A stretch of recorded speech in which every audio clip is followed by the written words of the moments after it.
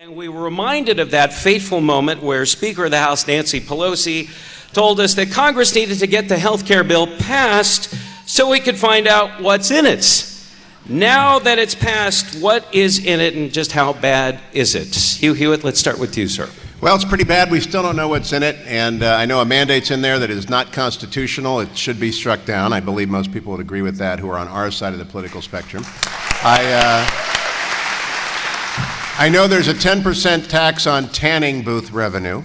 I know there is a 2% revenue tax on medical device manufacturing. I know that there is a cap on doctor-owned hospitals' initiations or addition of beds. That's a news story today. So every single week that goes by, we learn something new is in the bill that we were hitherto unaware of. Each surprise like a little pipe bomb in the national economy. It's a very bad thing, and I hope that all of you are committed not just to coming to events like this. And it's wonderful to be here, and thank you, KKNT, and all the staff and all of our wonderful sponsors. And please stop and see them out there for putting on this event. But it's a very bad bill, and folks have to stay involved and motivated between now and November to make sure that there is a chance to repeal and replace. What's in the bill? Eye of newt, toe of dog, wolf's bane, various severed limbs, spoiled sausages, dead rats and dead cats, double, toil and trouble, cauldron, burn, and fire bubble. That's what's in the bill. It's, no, it is I was about to say something rude, but it's a witch's brew, which is appropriate when you consider that Nancy Pelosi was the guiding force behind it. What truly is amazing is the when you think about, I mean, one of the things that President Obama did that was terrible, it seems to me, is comparing this to other milestone pieces of legislation. Hugh is one of the best lawyers in the country, and I really do mean that and believe that. He can tell you that the Great Civil Rights Bill of 1964 is 9 pages. Mm-hmm. It's really not long. The Sherman Antitrust Act in 1890, which is still around, it's one paragraph. I happen to believe that the utility and workability of any piece of legislation is in direct inverse order to its length.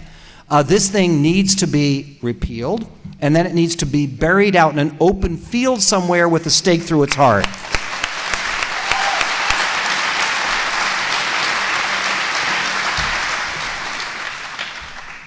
I would only really reiterate a couple of points in my own words because I feel so similarly to my colleagues, obviously, and as would be expected. First, the 2,400 pages needs to be emphasized.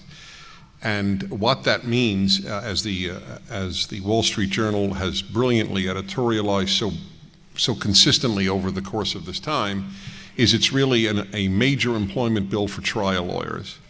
And I do want to say something, because I tend to look at the larger issue, the forest.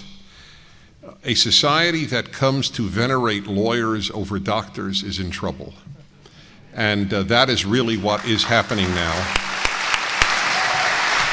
The amount of American life that is dictated by fear of lawsuits is choking. And what will happen now is medicine will be, to a large extent, in the hands of lawyers rather than physicians. So that's one thing. And one other. And that is, of course, my motto, the bigger the government, the smaller the citizen. This is the largest grab of governmental power in our lifetime, perhaps in one bill the greatest ever in American history. Therefore, I agree with the president, and with this I will conclude. He said on Meet the Press in the fall, he said the battle over this bill is really only, it's a proxy for the bigger issue. He was a rare moment where I felt he was truly candid and fully honest. And he said the bigger issue was the size of government.